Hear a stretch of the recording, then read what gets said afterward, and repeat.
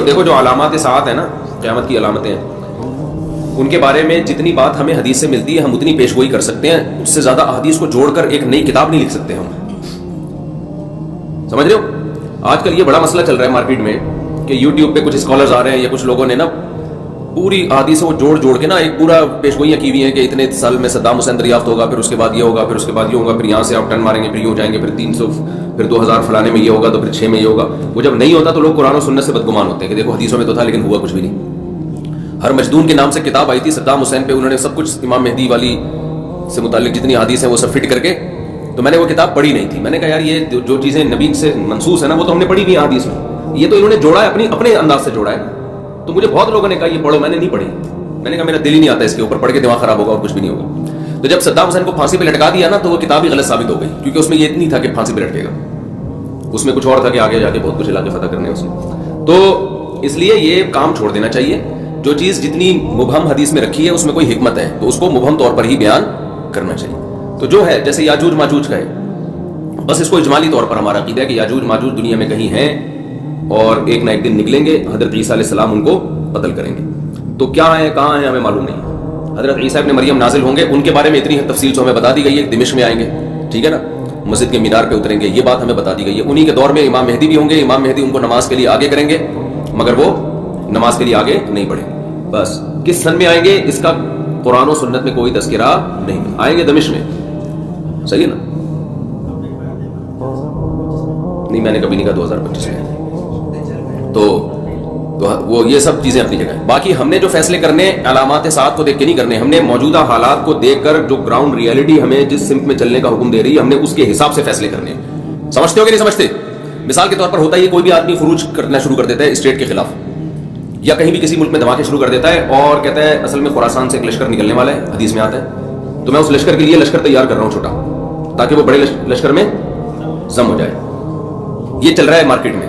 تو بس امام مہدی آنے والے ہیں، تو وہ دیکھو حدیثوں میں تو آتا ہے جب یہ ہوگا تو پھر وہ دیکھو ابھی امام مہدی آنے والے ہیں، ابھی یہ دھماکہ کرنا ہے، ہم نے فلاں جگہ بم رکھنا ہے، تو بھائی لشکر تیار ہو رہا ہے نا، تو خلاف خلیفہ بھی آ رہا ہے تو ہم امام مہدی کے ساتھ ملیں گے. تو آپ کب آ رہے ہیں؟ حدیثوں میں ملتا ہے دیکھو، تو وہ یہ لشکر ہوگا. اور خراسان میں بھی دیکھو بم پھٹائے گا نہیں پھٹا، تو یہ وہی امام مہدی کا لشکر تیار ہو رہا ہے. بھائی ہمیں کیا پتا یہ وہ والا ہے یا وہ والا بم پھٹائے یا وہ والا جو امام مہدی کے دور میں پھٹے گا وہ بعد میں جا کے پھٹے گا، ہمیں کیا پتا یار.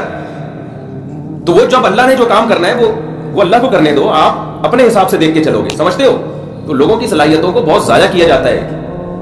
سمجھتے ہو؟ جب وہ ہوگا تو وہ اس کی علامات پوری بتائی گئی ہیں کہ جو ہے نا وہ پتہ چل جائے گا آپ کو. جیسے نبی صلی اللہ علیہ وسلم کی نبوت جب ظاہر ہوئی تو پہلے سے یہود و نصارہ انتظار کر رہے تھے نا نئے نبی کا.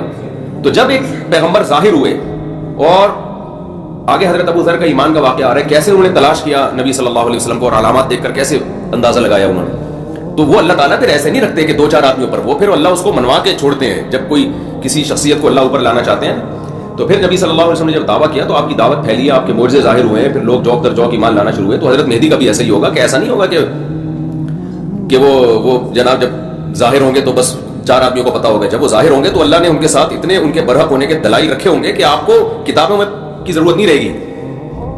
وہ اظہر من الشمس، چڑھتے سورج کی طرح ان کے برحق ہونے کے دلائل اللہ ان کے بھی اور عیسیٰ ابن مریم کے بھی قائم کرے گا. یہ خبریں پوری دنیا میں پھیلیں گی، کوئی انکار نہیں کر سکے گا. سمجھتے ہو کہ نہیں سمجھتے؟ تو کیونکہ ان کے ساتھ پھر ساتھ دینا واجب ہوگا نا. تو پھر اللہ اپنے بندوں کو ایسے نہیں، جیسے عیسیٰ علیہ السلام نے جب نبوت کا دعویٰ کیا نا، یا حضرت مریم نے کہا کہ یہ ولد الزنا نہیں ہے معاذ اللہ، تو اللہ میاں نے ایسے ہی نہیں چھوڑ دیا. حضرت عیسیٰ ماں کی گود میں پورے یہودیوں کے مجمع کے سامنے بولے ہیں. وہ تواتر کے ساتھ پھر بنی اسرائیل میں خبر پھیلی ہے کہ بچہ ماں کی گود میں بولا ہے کہ میں انی عبداللہ آتانی الکتاب وجعلنی نبیا. تو اتنا تواتر کہ جس میں جھوٹ کا امکان ہی ختم ہو جائے. ایک آدمی نے نہیں کہا کہ میں نے بچے کو ماں کی گود میں بولتے ہوئے دیکھا ہے. پورے یہود کے بڑے بڑے جتنے بھی علماء صلحاء سارے اس مجمع میں موجود تھے، سب کے سامنے عیسیٰ ابن مریم نے گواہی دی ہے. اور پھر صرف اتنا بھی نہیں، اس کے بعد کنٹینیو مسلسل آپ کی نبوت کی شہادتیں ملتی رہی ہیں ان کو. تو اللہ تعالیٰ پھر تبھی تو دیکھو یہ جو آج یورپ میں اتنا گوروں نے حکومت کی ہے نا اتنی بڑی دنیا پر، تو یہ کیا تھا؟ یہ عیسائیت کی بیس پہ ریاستیں خلافتیں قائم ہوئی نا. آج جو پورا یورپ ہے، یہاں جب گورے آئے انہوں نے مذہب کو نکال دیا تو یہ ان کی حکومتیں مذہب کی بیس پہ ہی تو قائم ہوئی تھی کہ پیچھے ایک پیغمبر کا نام استعمال کیا نا انہوں نے، عیسیٰ ابن مریم کا. یار رہنے دو. دیکھو دنیا میں اتنے بڑی پاورفل ریاست قائم کرنا، اس کے لیے ٹھیک ٹھاک قربانی چاہیے. بے تحاشا گاجر مولی کی طرح کٹے ہوں گے. تو اس کٹنے کے پیچھے ایک سچے پیغمبر کی موٹیویشن تو ہو سکتی ہے، بغیر اس موٹیویشن کے کوئی نہیں کٹتا اس طریقے سے.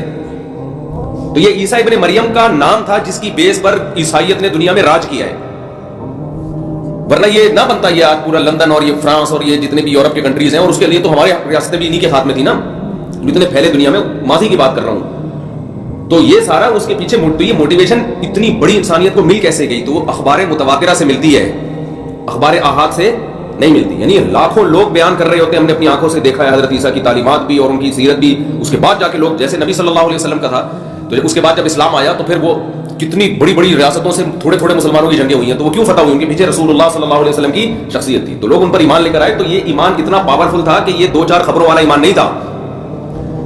ہزاروں لوگوں نے آپ کی سیرت کو دیکھا، پھر لاکھوں نے اس کو نقل کیا. تو وہ جو موٹیویشن ملی اس سے پوری، یہ پہلے بنو امیہ کی خلافت، اندلس کی خلافت، بنو عباس کی خلافت، پھر خلافت عثمانیہ، یہ ساری چیزیں سمجھتا ہے کہ نہیں سمجھتا؟ اور آج بھی جو جنگیں ہو رہی ہیں، اگر مسلمان زندہ باقی رہ گئے ہیں تھوڑے سے، تو اس کے پیچھے مذہب کی موٹیویشن ہے. تو یہ جعلی چیزوں کی موٹیویشن اتنی پاورفل نہیں ہوتی. بتانے کا مقصد یہ. تو یہ خود یہ جو سب سے پہلے یہودیوں نے دنیا پہ حکومت کی، پھر عیسائیوں نے، پھر اسلام نے، تو ہمیشہ بڑی بڑی ریاستیں آسمانی مذہب ہی کی قائم ہوئی ہیں. تو خود یہ بات بھی آسمانی مذاہب کے سچے ہونے کی دلیل ہے. کسی باطل بیس پر اتنی بڑی ریاستیں قائم ہوتی نہیں ہیں، کیونکہ اس کے لیے ٹھیک ٹھاک قربانی چاہیے. وہ قربانی حب مال اور حب جاہ والے دیتے نہیں ہیں، الا یہ کہ پاور بہت ہو تو پھر دے دیتے ہیں. وہ پھر تو قربانی رہتی نہیں نا. عمرو ابن دینار کہتے ہیں، حضرت جابر بن عبداللہ رضی اللہ عنہ کو یہ کہتے ہوئے سنا کہ ہم نے نبی کے ساتھ ایک غزوہ میں شریک ہوئے تو مہاجرین میں بھی کچھ لوگ آپ کے ساتھ آ گئے، حتیٰ کثروا، مہاجرین بہت ہو گئے. وکان من المہاجرین الرجل لعاب، مہاجرین میں ایک شخص تھا جو مزاح بہت کرتا تھا. ان کی عادت کیا تھی؟ مزاح کی. تو انہوں نے کیا کیا؟ فکسا انصاریا، کسی انصاری صحابی کے جو پشت ہے نا اس پہ ہاتھ مارا، کولوں پہ ہاتھ مارا ایسے مذاق میں. ان کو غصہ آ گیا. فغضب الانصاری غضبا شدیدا، بہت سخت غصہ آ گیا انصاری کو. حتیٰ تداعوا، ایک دوسرے کو بلانا شروع کر دیا، بھائی اس نے مجھے تنگ کیا ہے، آئے ہو ادھر سے انتقام لیتے ہیں. انہوں نے کہا، جب لڑائی شروع ہوئی تو انصاریوں نے کہا کہ یا الانصار، اے انصاریوں ادھر آ جاؤ. سارے انصاری جمع ہو جائیں، ان سے ہم نے جھگڑا کرنا ہے. تو مہاجر نے کہا کہ اے مہاجروں ادھر آ جاؤ. تو اب یہ قوم پرستی کی جنگ شروع ہو گئی نا. بھائی وہ کہہ رہے ہیں کہ جو بھی انصار ہیں وہ ادھر آ جائیں. مہاجروں نے کہا جو مہاجر ہیں ادھر آ جائیں. نبی صلی اللہ علیہ وسلم نے نکلے تو فرمایا، ما بال دعوی اہل الجاہلیہ، یہ جاہلیت والے دعوے کا کیا حال ہے؟ یہ کون سے تم باتیں کر رہے ہو؟ اب دیکھو یہاں قومیت کا استعمال کس کے لیے ہو رہا ہے؟ لڑوانے کے لیے. یہاں قوم پرستی تعصب ہے، حرام ہے، ناجائز ہے. نبی نے قوموں کے حوالے بھی دیے.